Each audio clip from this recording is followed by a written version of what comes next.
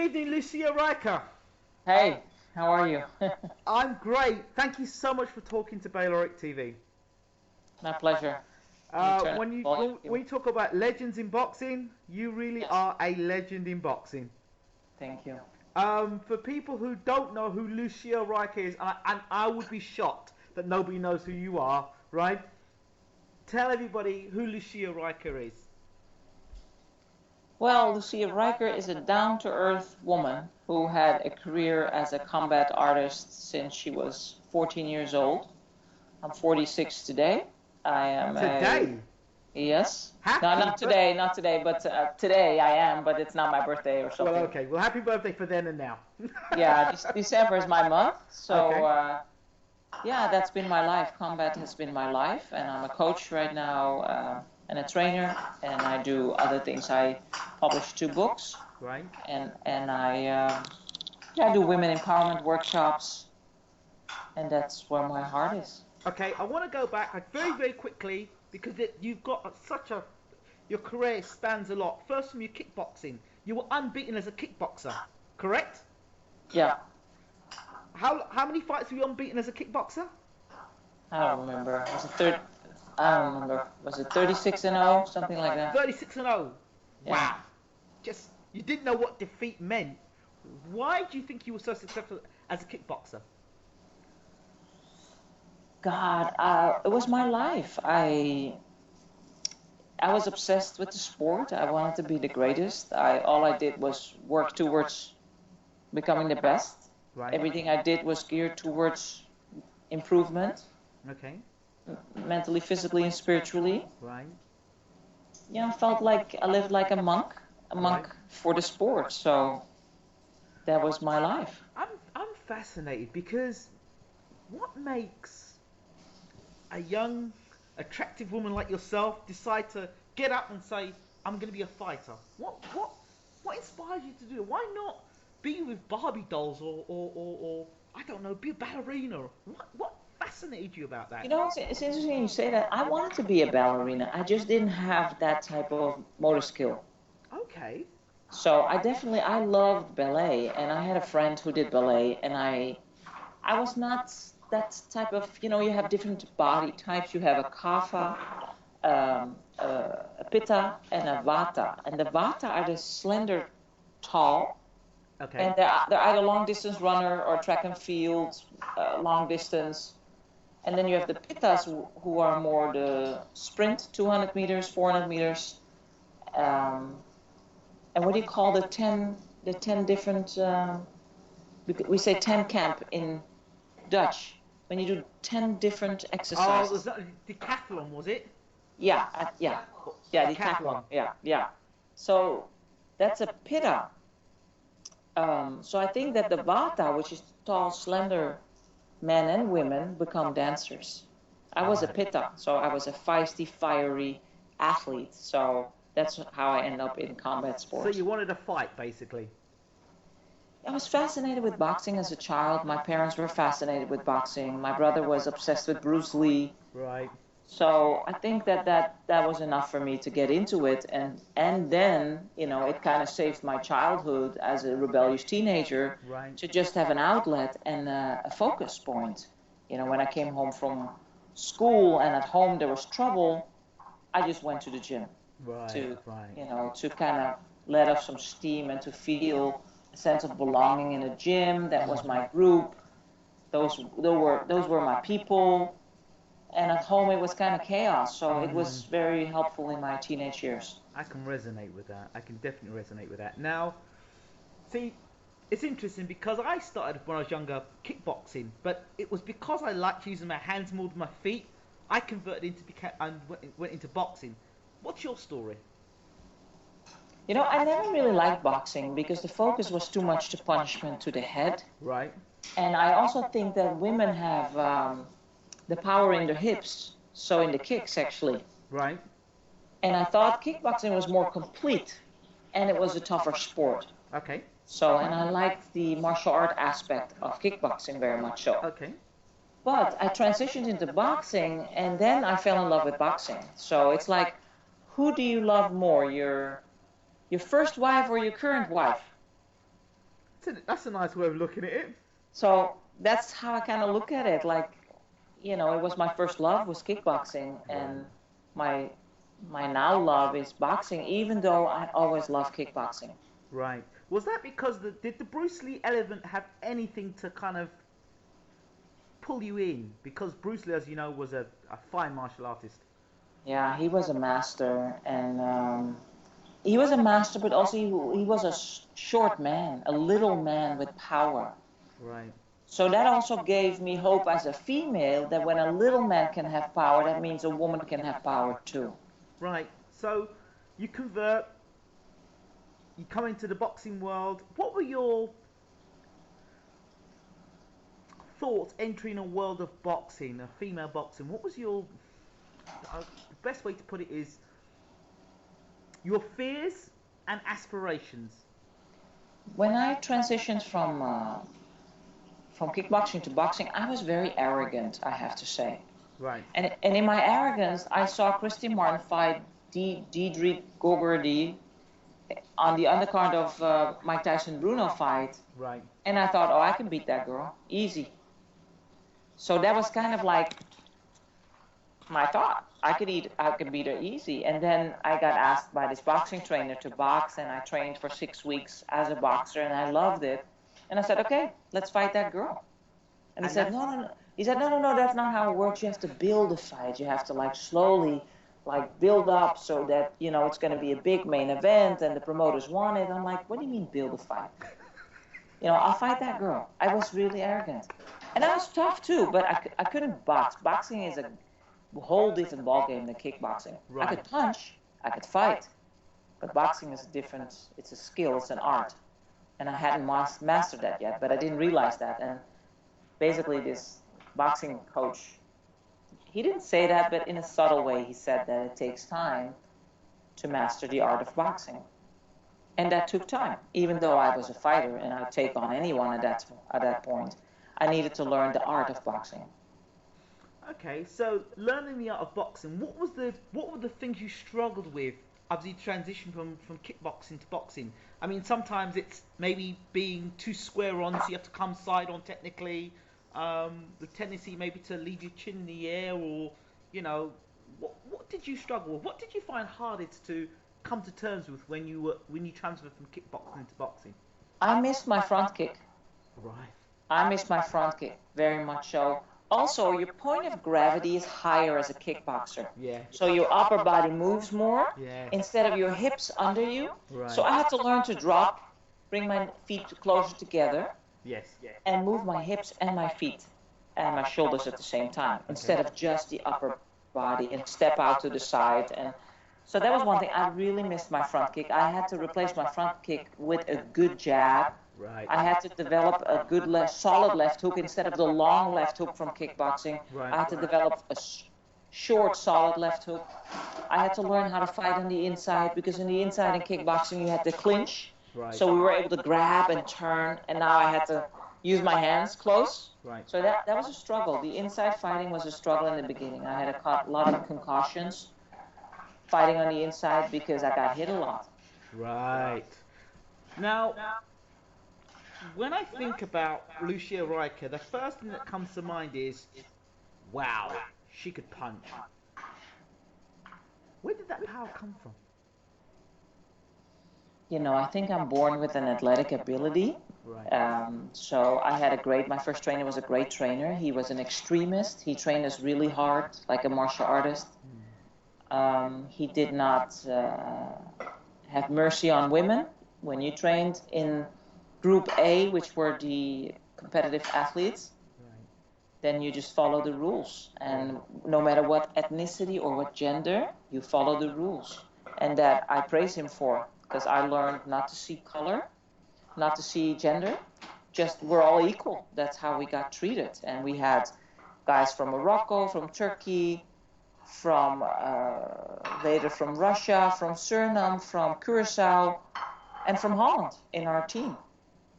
So we had a variety of cultures, and it didn't matter if you had the Ramadan, we were Muslim, or if you were Christian, or nothing mattered. We were all part of the team. Right. Men, women, heavyweight, lightweight, black, light skin, white, it didn't matter. And that I loved. Wow, wow. Was there any time when you were fighting, or you were boxing or sparring, and you may have got caught with a punch and buzzed, and you thought you felt like kicking someone at the time when you were boxing? Yeah. No, the only time I thought about kicking someone was when I was challenged at the gym by a trainer. Right. And it was kind of rough at Freddie's gym. You had to really, fight for your rights, especially when Freddie wasn't in the gym. Right. And there was this one trainer, he challenged me because he was taking a client of mine, and there's a rule that you don't talk to other people's clients, or students. So he did, and I told him, I called him on it, and then we kind of got into it. And what happens? There's a rule in the gym that if you have a problem, you fight it out in the ring. You put on your gloves and you fight it out. So he was a pretty good boxer, so I thought, okay, if we go in the ring, we fight it out. He didn't say we box it out, we fight it out. So I thought, the first thing I'm going to do is going to kick him on his legs so hard that he won't step in again. And, I mean, it never got to it, but that gave me confidence. Like, okay, if it gets to it, I'm just going to use my low kicks. Right. You talk about seeing everybody in the same light. Did you ever face any form of discrimination as a fighter? Maybe I'm naive. I try to look at the glasses half full, and not to say that I never got frustrated, and that there is, how do you say that, injustice. Right.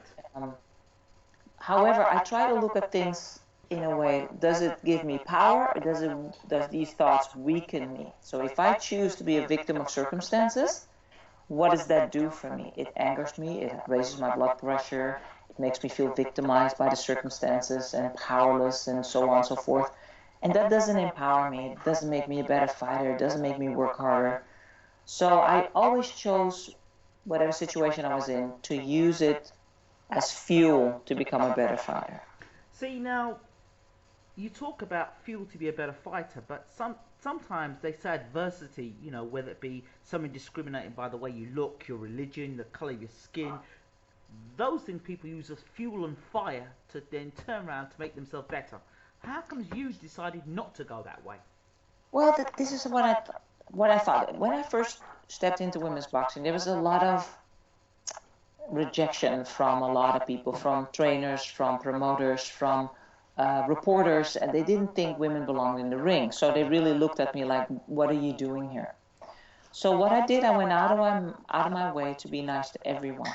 No matter how much they hated me, I would walk up and be really nice to them. I included everyone, and I really thought, you just don't know. I just looked at it like ignorance. You just don't know. You just don't know that women can fight. You just haven't seen me fight. So when you look at a person that discriminates you or that rejects you, let's say rejecting, right, because they don't know, I just gave them love. And at the end, that worked for me, because the reporters that I gave love and always included and praised and hugged every time I saw them, at the end, after many years of that, they started to love me. And then I remember before my big fight, they would refer me to speak on behalf of women for a group of reporters. And it was like Women in a Man's World, to encourage reporters, sports reporters, how to deal with the competition with male reporters in the sports world. So I thought, oh, okay, so, just love them. No matter who rejects you, it's ignorance. They just don't know. Right. So we go on with your career. You're in the ring now. You're boxing. Lucia Rijker's a big name. It's becoming a big name. I was watching some of your fights, and one in particular, Oscar De La Hoya. They were saying, I couldn't remember what the girl's name was, but she was dangerous. And they were saying, oh, this is a tough fight for Lucia Rijker. We're not sure if she'll get past this opponent or not. This girl's got power. She's strong. You knocked her out in the first round. It was by a left hook. You knocked her out in the first round. Boom! And De La Hoya went, wow. I'm just so glad me and her are not fighting in the same weight category. And it was at that point, I think, the American media realised, whoa, not only this girl could fight, we've got a star. Talk me through the point when you realised that you suddenly the world was watching Lucia Rijker. You no longer were the girl who was just the kickboxer who'd converted and become a boxer, but now you were going to become a global superstar. When did that kick in for you? I don't know if it ever kicked in. I just did what I loved, and I tried to be the best at it, and I just kept persevering. And I honestly thought that it was always an uphill battle somehow. There was always somebody that I felt had an advantage over me because they were either prettier or they were Hispanic, so the Hispanic market would take them, or they had a dad with a big name, so they took over the market and got paid more money. So, you know, I was this immigrant from the Netherlands, and I always felt like a strange bird in America, kind of like, where do I fit in? I'm not Hispanic, I'm not African American. So, you know, how do you market a person like me? I kind of always felt like an outcast. However, I wanted to relate to everyone. Men, women, whatever race, whatever religion. I wanted to be able to relate to everyone and not fit into a group of some sort, but just being a human being, that a person that followed her heart. Wow. Wow. So, okay. Christy Martin. Was this something that was hype, or was there genuinely something there that you didn't like about her? Yeah, I genuinely didn't like her. I remember I walked up in a press conference and with Yahya, he later married Leila Ali. Right. I trained with him. He's like, oh, you gotta come to the House of Blues because there's a press conference and I think you should be there. So I went, and then Christy Martin turned out to be there. And I listened to her, and she was a little bratty woman. And then after that, I walked up to her to shake her hand, and she went off at me, and I never experienced that before. I was like sportsmanship. You walk up to the women you respect, and you shake their hand, and you just say hello. The moment I did that, she screamed at me, don't you fucking touch me, you bitch, you this and that. And then I immediately, the fighter went on in me, and I wanted to confront her, and then her bodyguards jumped in between, and she kept going off. And from that moment forth, I thought, you know what? You are not a nice person. Now I want to fight you. First, it was kind of hype. Other people talked about it. I thought I could take her, but now it was personal. So from that moment forth, I kind of kept her in my visor, and then it became like a rivalry, like when she started saying things in the media and avoiding me, and then I started taking it personal. At one point, she called me a man. I needed a gender test. That was the most offensive thing anybody ever told me. So then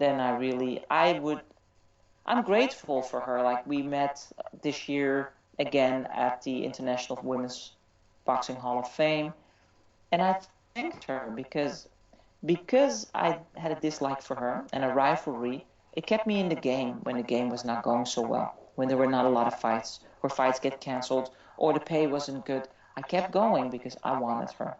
I wanted her so bad that it was almost like obsessive. So I thanked her for insulting me because that kept me going. It was a tough business, and it still is a tough business to keep going. You know, they didn't pay a lot of money. They pay worse now, but then it was, you know, a couple fights a year. How do you keep, you know, the lights on, so to speak? But because of the rivalry, I kept going. So, did you ever disperse of those feelings? You thanked her. Did you ever disperse of those feelings? Was there ever any talk about a potential fight between you and her later on down the road? Yeah, I actually had a fight scheduled to fight her. That was in 2005. It was a big fight. It was $1 million fight in Las Vegas, and big hype, billboards everywhere. And then I ruptured my Achilles tendon 11 days out of the fight.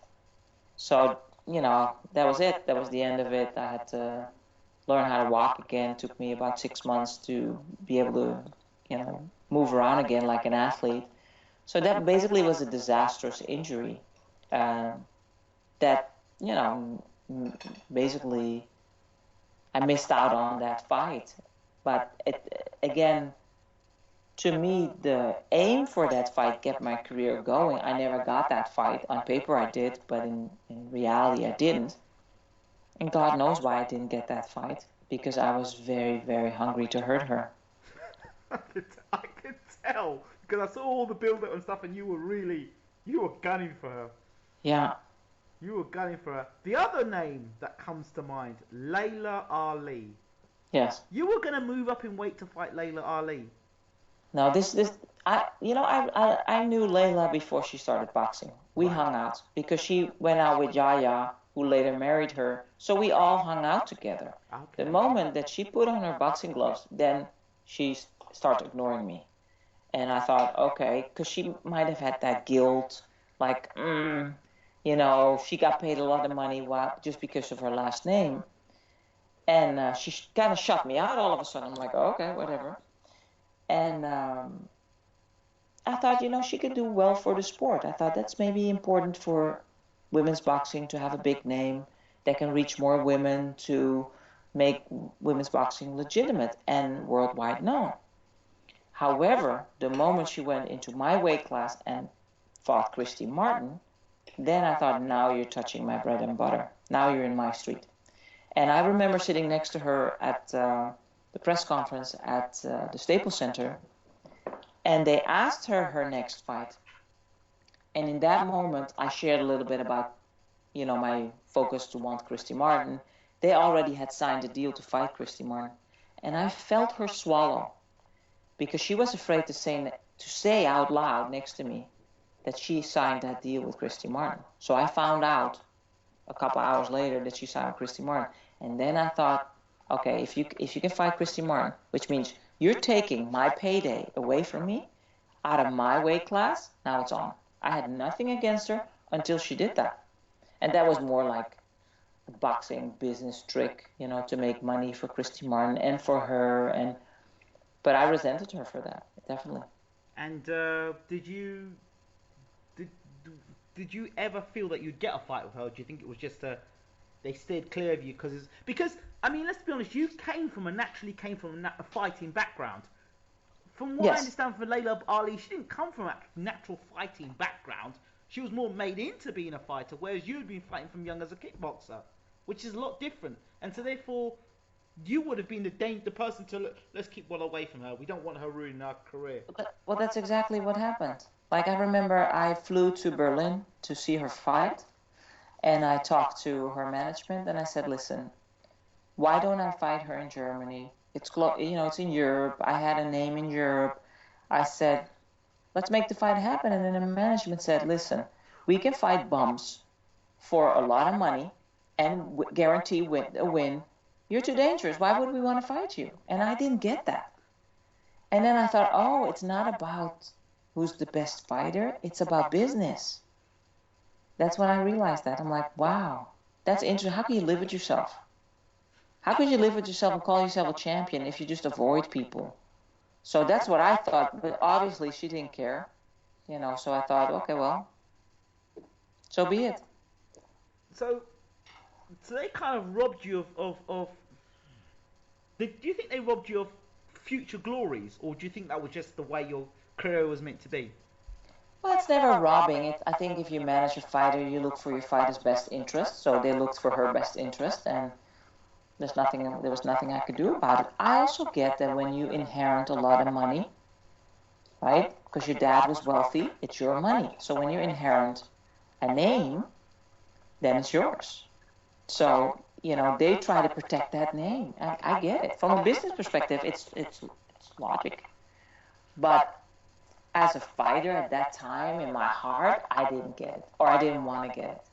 But boxing is a business too. It's of course it's a sport, but I think boxing is a business first and then a sport. And that I had that messed up in my head. I thought it was a sport first and then a business. But I realized now, having been in the sport for such a long time, that it's not a sport first, it's a business first.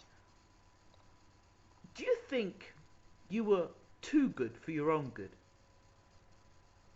I don't think I can make that judgment. I do think that I never realized my gifts, and I didn't appreciate my gifts. And I was sharing with Diane today that when people complimented me, I never took it in. I never believed it.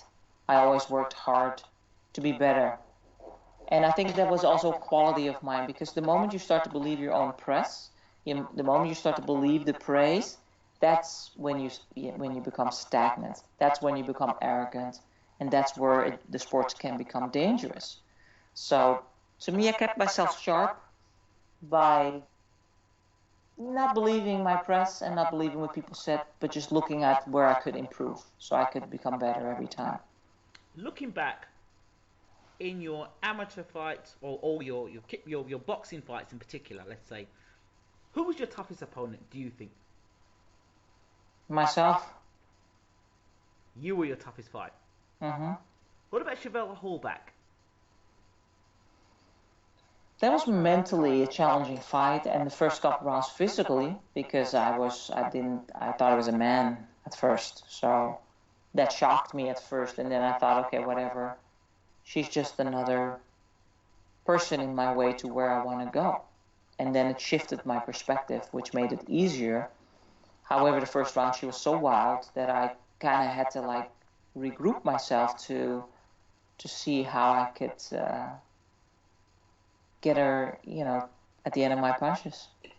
So there was talk about you having a rematch with her, like as both you were peaking in your boxing careers. Why do you think that fight never happened? I don't remember that ever being the case. So that might have been the case, but I don't recall that being the case. So behind the scenes, right, there's always a lot of talk. There's always people wanting to fight other people. That news might not always get to me. There's always someone screaming, yeah, I want you. And I always said, if I knocked you out, then you don't get another chance. Yeah, what's there to win? Why laughing? Well, that's a nice way of looking at it. If I knock you out, no rematch. No, the thing is, if it's a close fight, I get that you want to give a rematch because you really want to show that you're the better fighter. But if I knocked you out, I can only lose the second time. You can only lose. There's nothing to gain. Okay, in all the fights you had as a pro, which girl talked the most and delivered the least?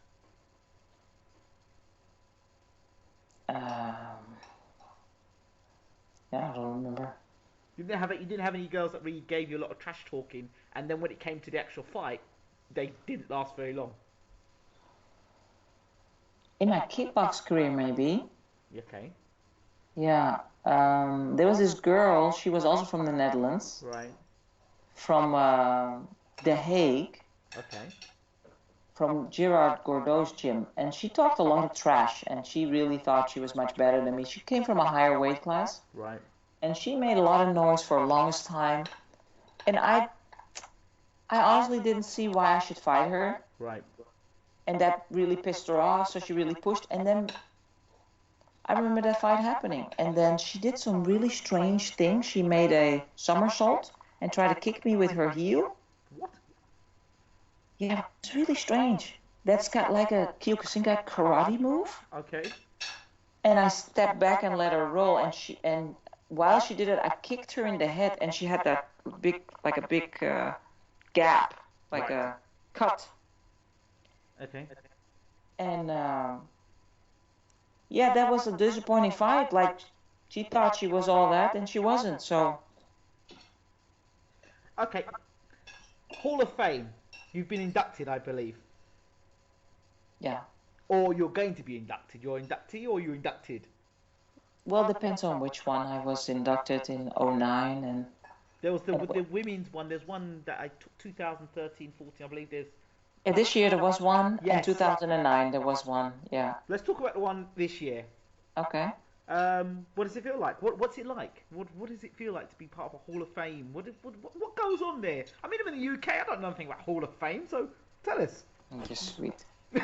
Well, what I liked about it was like all the women that were trailblazers. They all came from martial arts, and then they transitioned into boxing, and then they pushed for boxing. They were all there. They're all from my time era, which was really nice. Right. It was very touching that Sue Fox put it together, who was also one of the first who put together a women's boxing website, which was kind of like the female boxing club, where everyone could get all the news in the world about all the women in the world. Right. Yeah, it just showed how much women boxing has grown, and that it's closing a time era of the old timers, which includes me. And now there's a whole new generation starting with the Olympics coming, with the new pro women boxers. So we're done. We're old. Talk about Clarissa Shields, because I did read something about you either talking to her or giving her some mentoring or something like that. Well, I think she's an amazing, gifted fighter, and she does so well for women's boxing. I think she's not acknowledged enough by America. Right. But I think she'll step up in 2016, or I hope America will recognize her and change women's boxing. But you never know, because America is a funny country. Like after 2012, when I came back to the States, nobody heard of Clarissa Shields, while the women in other countries were honored by their country. So I felt that was a disgrace. Ava Knight is somebody that I talk to a lot, and she talks about her struggles as a US fighter, having to go and fight in Mexico. Every other fight's in Mexico, and she says she gets spat at when she's in Mexico. She says, I've done nothing wrong to the Mexicans, but yet every time I'm going over to fight, and I'm fed up of it, so I'm not doing it anymore. Well, then you have to also see, like, market-wise, America's not doing well in boxing. Male boxing is not doing well, and women's boxing is not doing well. In Europe, it's doing much better. I think Norway just acknowledged pro boxing, and Mexico, because in Mexico it's like timeless. They always love boxing in South America. However, in America we start to love MMA. Right. So there's only a couple big fights. You know, the only big time guys are Mayweather and Pacquiao. What's his name? Klitschko is making money in Europe. And who else do we got that's really making money? That really has a pay-per-view show. You know, it's the Hispanic fighters. So that's why boxing is not doing so well right now. MMA is. Cecilia Breakers. Yes. Lucia Rijker. Yes. Fantasy matchup. Yeah, I'm an old lady.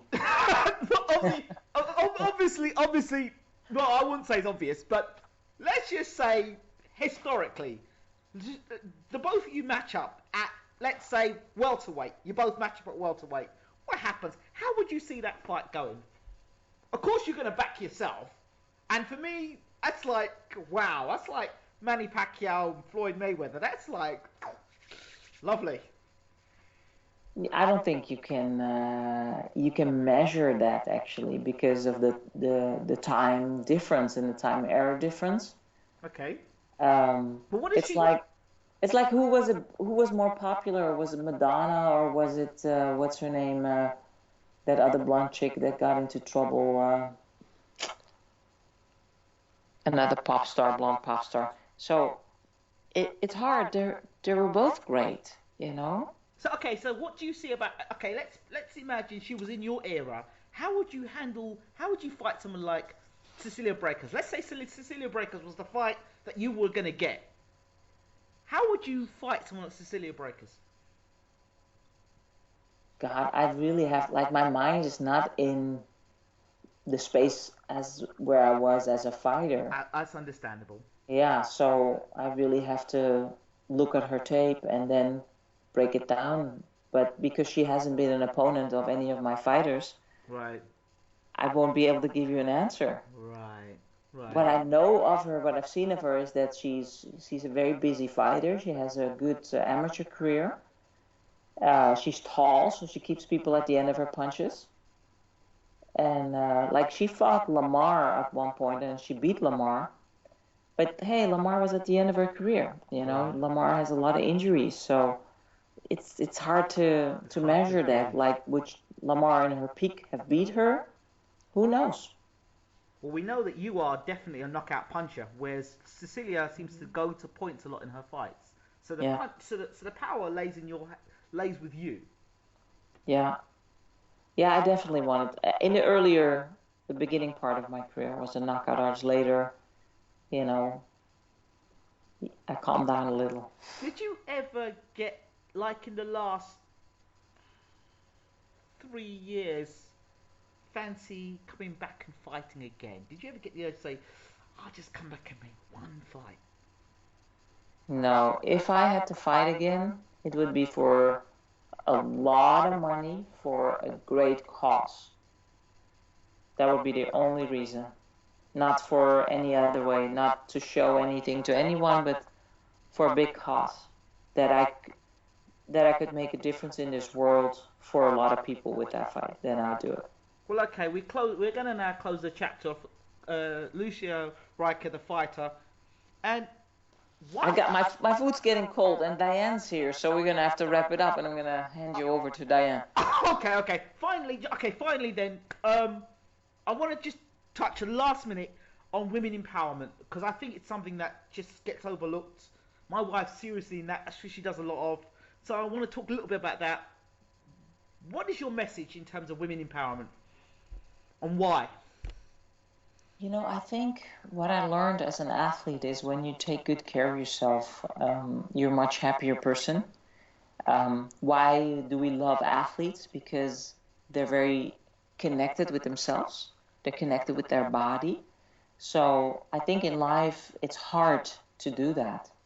And I think when you had a life of, as an athlete, to learn to take care of yourself and to learn to be sensitive to your needs, I think that people could learn a little bit from that. Like, not in an extreme way as an athlete, but just to be true to their own feelings. Like, as an athlete, you have to be true to your own feelings because you'll get punished, right? If you don't eat the right food, you'll feel it in your training. If you don't get enough rest, you will get punished in sparring. If you're not focused, you'll get beat, right? In sparring, literally beat for it. So in life, we can get away with years and years of bad causes, and the effects show up 30 years later. In boxing, you can get away with cause and effect is very strict. So if you're thinking the wrong thoughts and you're not present, it'll show in your sparring and it'll show in your fight.